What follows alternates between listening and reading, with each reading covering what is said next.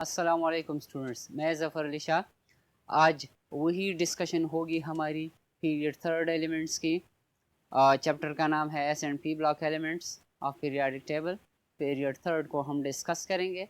Dear students, last lecture में भी हमने ये बात की थी कि हम डिस्कस कर रहे हैं एटॉमिक प्रॉपर्टीज़ को। तो पीरियड थर्ड एलिमेंट्स की एटॉमिक प्रॉपर्टीज़ में से जो नेक्स्ट प्रॉपर्टी है that is trends in electrical conductivity. मतलब कि इन एलिमेंट्स में कौन से एलिमेंट्स, पीरियड थर्ड के एलिमेंट्स, जिसमें से सबसे पहले सोडियम एलिमेंट है, उसके बाद मैग्नीशियम एलिमेंट है, एल्यूमिनियम है, silicon, sulphur, phosphorus, sulphur, chlorine और आर्गन है। इन एलिमेंट्स में से इलेक्ट्रिकल कंडक्टिविटी लिक्विड स्टेट में या सॉलिड स्टेट में पॉसिबल है या नहीं है। तो डियर स्टूडेंट्स, टॉपिक की डिटेल में जाने से पहले लास्ट लेक्चर में हमने बात की थी कि एलिमेंट्स की कुछ प्रॉपर्टीज़ होनी चाहिए, जिन प्रॉपर्टीज़ की बेस पर हम उनको मेटल्स और नॉन मेटल्स में काउंट करते हैं। जैसे पहले तीन एलिमेंट्स पीरियड थर्ड के जो हैं हमारे पास सोडियम एलिमेंट है, मैग्नीशियम एलिमेंट है और एल्यूमिनियम एलिमेंट है या मेटल्स हैं। These are metals. Dear students, metals की प्रॉपर्टीज़ लास्ट लेक्चर में मैंने आपको पॉइंट्स की शक्ल में बताया था कि अगर इनकी आयनाइजेशन एनर्जी कम होगी, मेटेलिक प्रॉपर्टी, अगर इनकी इलेक्ट्रॉन एफिनिटी कम होगी, मेटेलिक प्रॉपर्टी। ये दोनों प्रॉपर्टीज़ डिपेंड करती हैं एटॉमिक साइज पर। इनका साइज बड़ा होना चाहिए इनके एटमों का। अब अगर इनका एटॉमिक साइज ज़्यादा है, इलेक्ट्रॉन एफिनिटी कम होगी, आयनाइजेशन एनर्जी कम होगी, इलेक्ट्रोनेगेटिविटी कम होगी, तो ये elements as a metal behave करेंगे या बिहेव नहीं करेंगे। These are in fact metals. Sodium, aluminium और मैग्नीशियम की हम बात कर रहे हैं।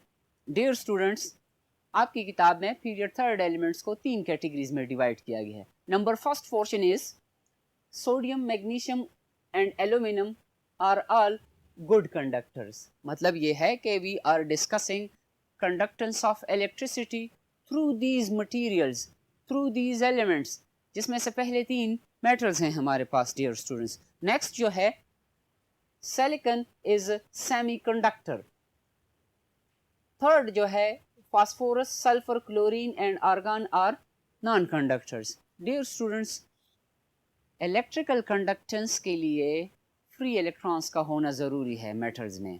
अगर उन मेटल्स में फ्री इलेक्ट्रॉन्स होंगे तब उनसे इलेक्ट्रिकल कंडक्टेंस पॉसिबल होगी, अदरवाइज इलेक्ट्रिकल कंडक्टेंस वहाँ पर नहीं होगी। जैसे नॉन मेटल्स हैं, सोडियम की केस में, मैग्नीशियम की केस में, एल्यूमिनियम की केस में, ये तीनों हमारे पास मेटल्स हैं और हम कहते हैं कि मेटल्स में जो बॉन्डिंग है वो मेटेलिक बॉन्डिंग है और इस मेटेलिक बॉन्डिंग को हम एक्सप्लेन करते हैं on the basis of electron sea model. Electron sea model में ये बात की जाती है डियर स्टूडेंट्स के एलिमेंट्स के जो एटम्स हैं या न्यूक्लियाई जो है ये अपनी जगह पर फिक्स्ड है। They are just vibrating at their mean position, vibration कर रहे होते हैं। लेकिन जो इलेक्ट्रॉन्स हैं हर एक एटम के, वो उनके साथ लूजली बाउंड है या वो फ्री हैं, free to move in the with in the vicinity of that metal. अगर हम कंसिडर कर लें कि ये मार्कर जो है ये एक मेटल का टुकड़ा है, अब जब इलेक्ट्रॉन यहाँ पर होगा वो हर एक जगह पर पॉसिबल है, लेकिन इस मार्कर के अंदर, इस मार्कर के सरफेस से वो बाहर नहीं आ सकेगा। इसी तरह सोडियम, मैग्नीशियम और एल्यूमिनियम की केस में भी है कि दीज आर ऑल मेटल्स और इनमें जो इलेक्ट्रॉन सी है, that electron sea is responsible for the flow of electricity. These are good conductors. अगर हम मेटेलिक के नेचर की बात करें, सोडियम सिंगल इलेक्ट्रॉन कंट्रीब्यूट करता है to the electron sea model या मेटेलिक बॉन्डिंग के लिए। मैग्नीशियम 2 करेगा और एल्यूमिनियम 3 करेगा।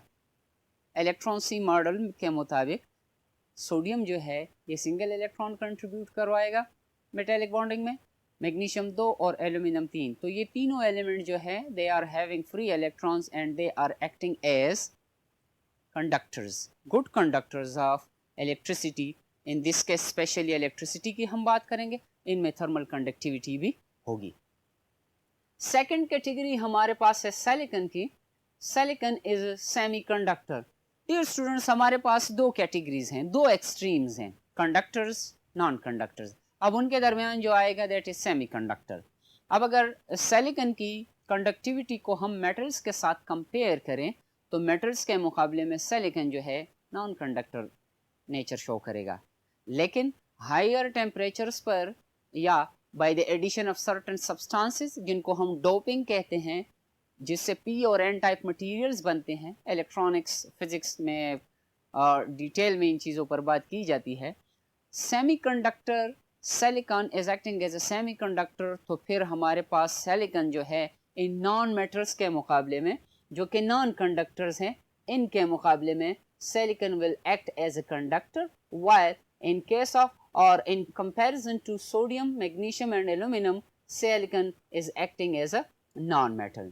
Dear students, metals की conducting nature की वजाहत हो गई, लेकिन आपकी आसानी के लिए रिपीट मैं करता चलूँ कि एलिमेंट्स में कौन से एलिमेंट्स में से, मेटल्स में से इलेक्ट्रॉनिक कंडक्शन होती है, फ्री इलेक्ट्रॉन्स मौजूद होते हैं, उन फ्री इलेक्ट्रॉन्स की वजह से इलेक्ट्रिकल कंडक्टिविटी होगी इन मेटल से। डियर स्टूडेंट्स, इलेक्ट्रिकल कंडक्टेंस जो है जनरल इंफॉर्मेशन के लिए मैं आपको बता दूं, it is a surface phenomenon, मतलब अगर ये बिजली की एक तार है तो इलेक्ट्रॉन्स की फ्लो जो होगी इसके सरफेस के ऊपर होगी, इसके दरमियान से होकर इसको पेनेट्रेट करके इलेक्ट्रॉन्स नहीं जाएंगे। ठीक है स्टूडेंट्स। नेक्स्ट, सिलिकॉन सेमीकंडक्टर है। क्यों सेमीकंडक्टर है? Because while the rest do not conduct electricity, silicon is semiconductor. क्यों सेमीकंडक्टर है? क्योंकि सिलिकॉन जब बॉन्डिंग करेगा सॉलिड स्टेट में दूसरे सिलिकॉन एटमों के साथ तो ये डायमंड लाइक स्ट्रक्चर बनाएगा, एक नेट बनाएगा, एक जाल बनाएगा। उस जाल में सिलिकॉन के जितने इलेक्ट्रॉन्स थे, आउटर मोस्ट इलेक्ट्रॉन्स सिलिकॉन के 4 होते हैं। सिलिकॉन की इलेक्ट्रॉनिक कन्फिग्रेशन है 3p4, outermost shell electronic configuration.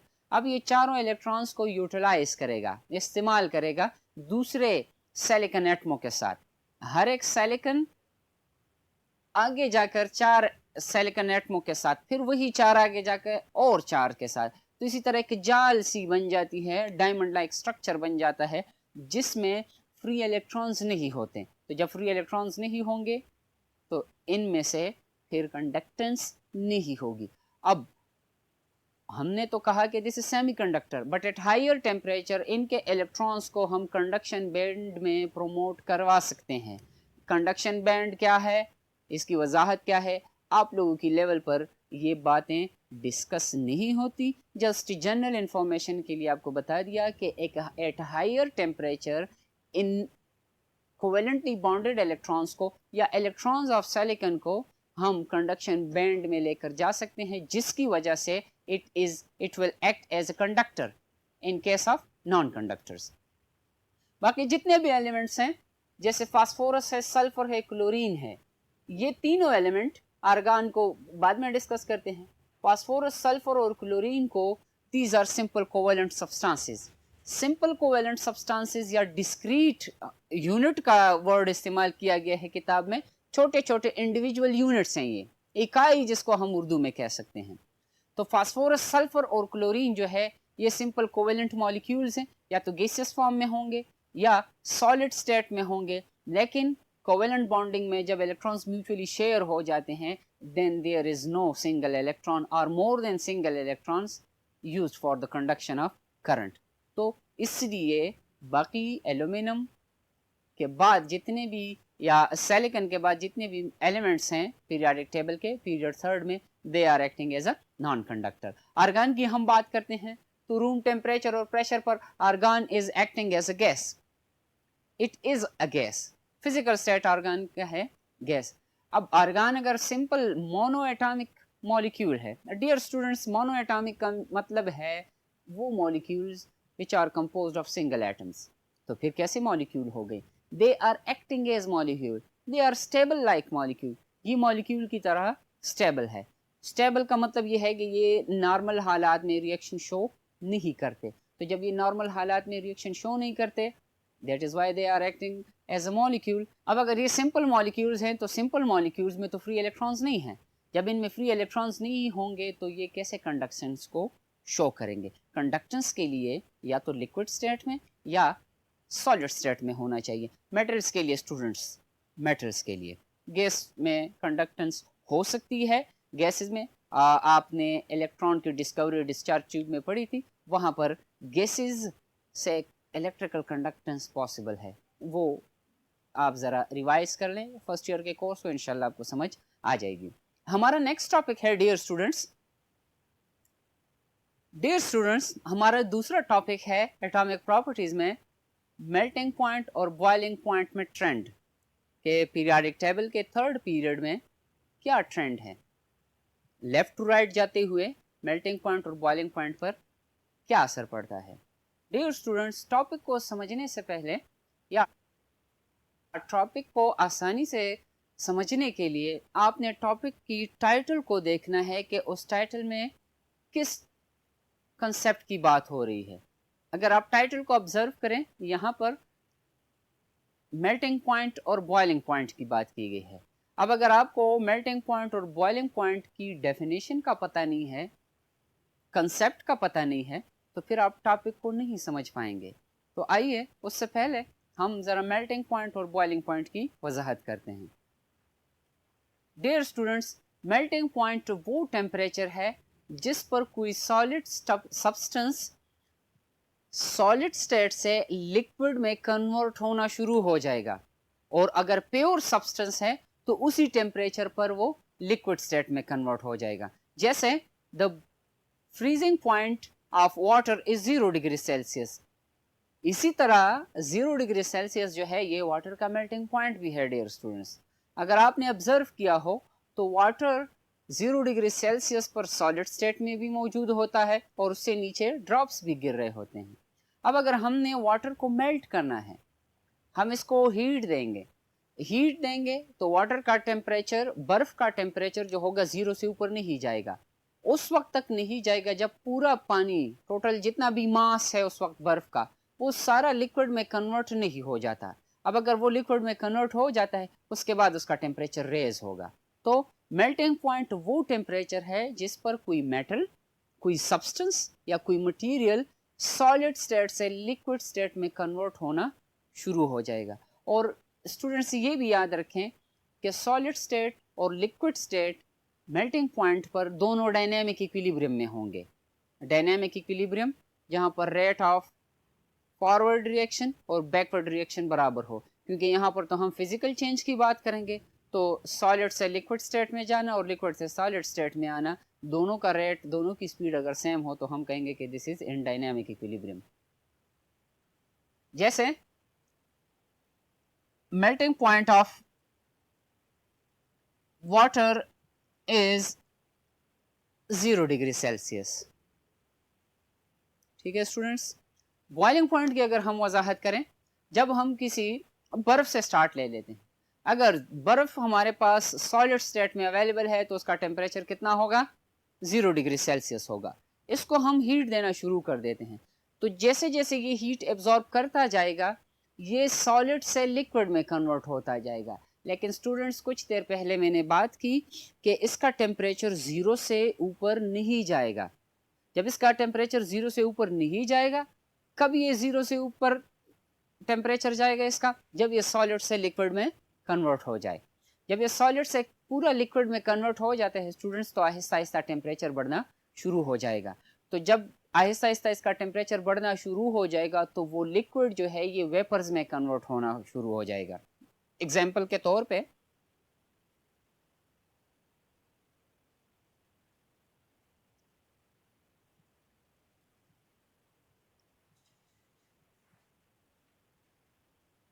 Dear students, जब हम किसी लिक्विड को हीट देते हैं तो उस लिक्विड के मॉलिक्यूल्स की काइनेटिक एनर्जी बढ़ जाती है।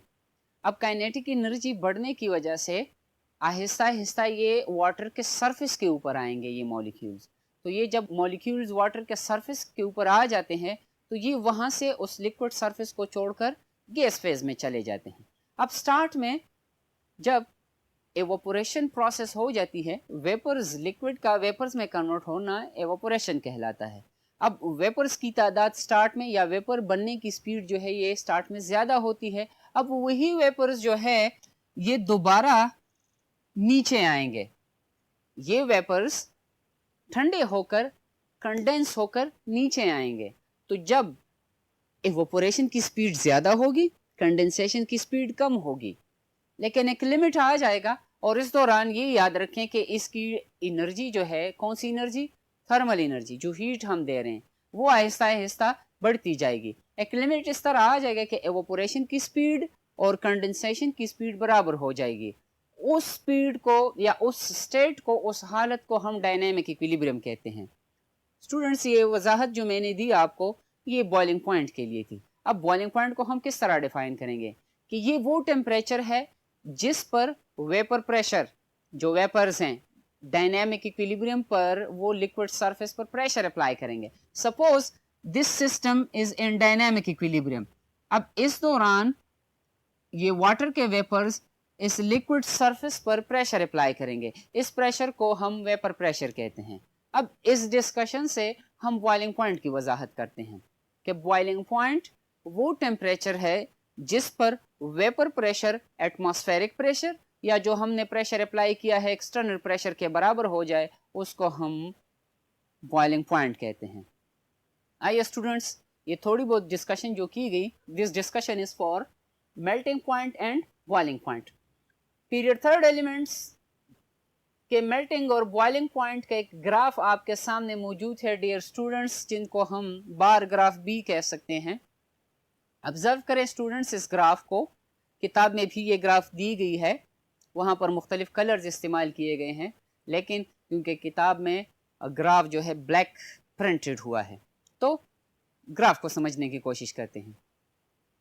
डियर स्टूडेंट्स, आपको जो बड़े ब्लॉक्स नजर आ रहे हैं, इनके टॉप पर लिखा गया है बॉइलिंग पॉइंट। बॉइलिंग पॉइंट हर एक एलिमेंट के लिए उसका बॉइलिंग पॉइंट भी बताया गया है और इसी तरह मेल्टिंग पॉइंट भी बताया गया है। डियर स्टूडेंट्स, जब हम किसी सॉलिड को हीट दे देते हैं तो वो कन्वर्ट हो जाएगा सॉलिड से लिक्विड में। लिक्विड में कन्वर्शन के बाद उसकी बॉइलिंग होगी। तो मेल्टिंग के लिए इस ग्राफ को अगर हम ऑब्जर्व करें, मेल्टिंग के लिए एनर्जी कम रिक्वायर्ड है और फिर बॉइलिंग के लिए एनर्जी ज़्यादा रिक्वायर्ड होगी। एनर्जी क्यों ज़्यादा रिक्वायर्ड होगी? क्योंकि हम फोर्सेस ऑफ अट्रैक्शन को कम करवाएंगे by the application of energy. अगर हम सॉलिड स्टेट को हीट देंगे तो सॉलिड स्टेट में जो फोर्सेस ऑफ अट्रैक्शन है इतनी ज़्यादा स्ट्रॉन्गर है कि वो हीट की वजह से कमज़ोर पड़ जाएंगी वो अट्रैक्शन, और वो लिक्विड में कन्वर्ट हो जाएगा। अब लिक्विड और सॉलिड की कंपैरिजन अगर हम करें फोर्सेस ऑफ अट्रैक्शन की बेस पर, तो सॉलिड में फोर्सेस ऑफ अट्रैक्शन स्ट्रॉन्गर है और लिक्विड में फोर्सेस ऑफ अट्रैक्शन वीकर है। फिर बॉयल करने के लिए हमने लिक्विड को हीट देना है और वो वेपर में कन्वर्ट हो जाएगा। अब अगर उस लिक्विड में फोर्सेस ऑफ अट्रैक्शन स्ट्रॉन्ग हो तो फिर ज़्यादा टेम्परेचर या ज़्यादा एनर्जी की ज़रूरत होगी बॉयल करने के लिए। डियर स्टूडेंट्स, ये लाइंस जो हैं, बार्स जो हैं, these are for the sodium element. अब हमने लास्ट लेक्चर्स में बात की है कि पहले 3 एलिमेंट्स पीरियड थर्ड में जो हैं वो मेटल्स हैं। अब मेटेलिक बॉन्डिंग की बात दोबारा रिपीट हो रही है यहाँ पर। मेटेलिक बॉन्डिंग सोडियम और मैग्नीशियम की अगर हम कंपैरिजन करें डियर स्टूडेंट्स, तो हमारे पास boiling point of sodium is less than the boiling point of magnesium. Dear student, इसी तरह मेल्टिंग पॉइंट को अगर हम कंपेयर करें सोडियम और मैग्नीशियम के लिए, तो मैग्नीशियम का मेल्टिंग पॉइंट ज़्यादा है सोडियम के मेल्टिंग पॉइंट से। मेल्टिंग प्रॉपर्टी जो है स्टूडेंट्स, ये पार्टिकल्स के दरमियान फोर्सेस ऑफ अट्रैक्शन पर डिपेंडेंट है।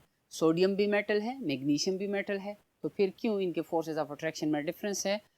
एक रीज़न ये भी है कि हम कह सकते हैं कि मेटेलिक बॉन्डिंग स्ट्रॉन्गर है सोडियम से मैग्नीशियम में। मैग्नीशियम में मेटेलिक बॉन्डिंग स्ट्रॉन्गर है सोडियम से, इसलिए क्योंकि सोडियम कंट्रीब्यूट कर रहे हैं सिंगल इलेक्ट्रॉन को मेटेलिक बॉन्डिंग में और मैग्नीशियम 2 इलेक्ट्रॉन्स को कंट्रीब्यूट कर रहे हैं मेटेलिक बॉन्डिंग में। इसलिए boiling point and melting point of magnesium are greater than the boiling and melting point of sodium. फिर इसी तरह हम आ जाते हैं एल्यूमिनियम की तरफ, क्योंकि एल्यूमिनियम के पार्टिकल्स जो हैं ये क्लोजली पैक्ड होंगे और टाइट पैकिंग होगी इनमें। क्यों? क्योंकि सोडियम के मुकाबले में मैग्नीशियम का मेटेलिक बॉन्डिंग जो था वो स्ट्रॉन्ग था और मैग्नीशियम के मुकाबले में एल्यूमिनियम का। क्योंकि aluminium is contributing 3 electrons in electron sea model, इसलिए जो फोर्सेस ऑफ अट्रैक्शन एल्यूमिनियम की क्रिस्टल लैटिस में होंगी, those forces of attraction are stronger than the magnesium. Dear students, इसके बाद हम एल्यूमिनियम और सिलिकॉन की मेल्टिंग और बॉइलिंग पॉइंट को कंपेयर करते हैं।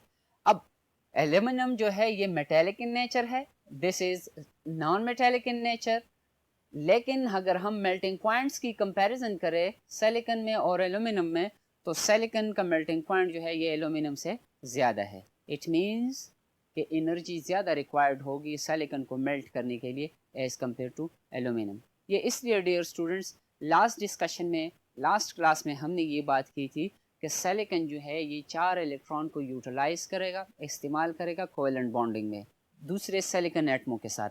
अब एक सिलिकॉन जो है ये आगे जाकर 4 और सिलिकॉन एटमों के साथ बॉन्ड बनाते हैं, फिर हर एक इंडिविजुअल सिलिकॉन जो है और 4 सिलिकॉन एटमों के साथ बॉन्ड बनाते हैं, स्ट्रॉन्ग कोवेलेंट बॉन्डिंग करते हैं और डायमंड लाइक स्ट्रक्चर बन जाता है। अब हमने अगर सिलिकॉन को मेल्ट करना है तो हमने कोवेलेंट बॉन्ड्स को तोड़ना होगा, जो इंटर एटॉमिक फोर्सेस हैं, तो उस जाल को हमने तोड़ना होगा, तो इसलिए ज़्यादा एनर्जी रिक्वायर्ड होगी।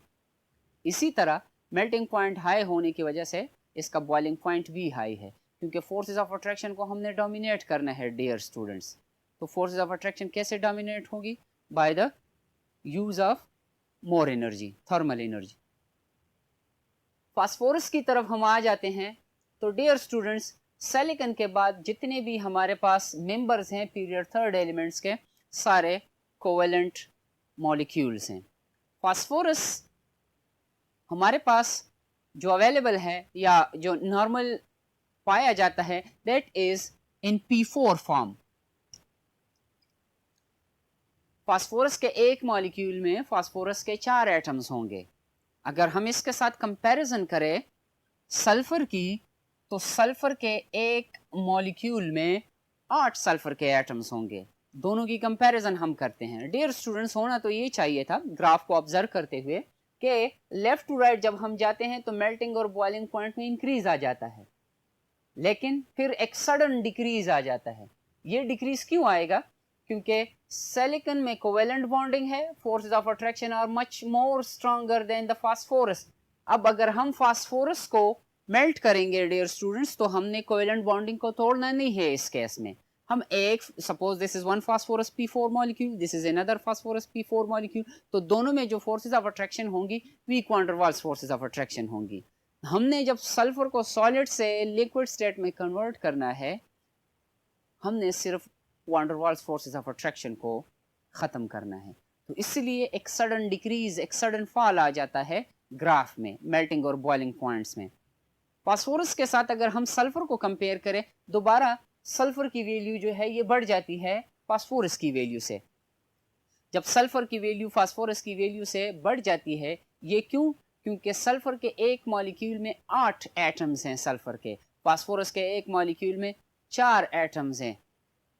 तो जो फोर्सेस ऑफ अट्रैक्शन है, कौन सी forces of attraction? Van der Waals forces of attraction. ये मॉलिक्यूल की साइज पर भी डिपेंडेंट है। अब सल्फर का जो एक मॉलिक्यूल है उसका साइज बड़ा है फास्फोरस के एक मॉलिक्यूल से, तो जो सल्फर में van der Waals forces of attraction है, those are stronger than the van der Waals forces of attraction in phosphorus. That is why the boiling and melting point of sulfur are higher than the phosphorus. Chlorine की तरफ अगर हम आ जाते हैं, तो chlorine dear students is simple diatomic molecule, diatomic covalent molecule है, size इसका और भी कम हो गया है, नॉन पोलर मॉलिक्यूल है। तो जो फोर्सेस ऑफ अट्रैक्शन होंगी van der Waals forces of attraction होंगी, और वही van der Waals forces of attraction और भी कम होंगी as compare to sulphur and phosphorus. तो फोर्सेस ऑफ अट्रैक्शन कम होने की वजह से क्लोरीन का जो मेल्टिंग और बॉइलिंग पॉइंट की वैल्यू है वो कम होगी, और यही एक्सप्लेनेशन अगर हम आर्गान पर अप्लाई करें, वो सिंपल मोनो एटॉमिक मॉलिक्यूल है।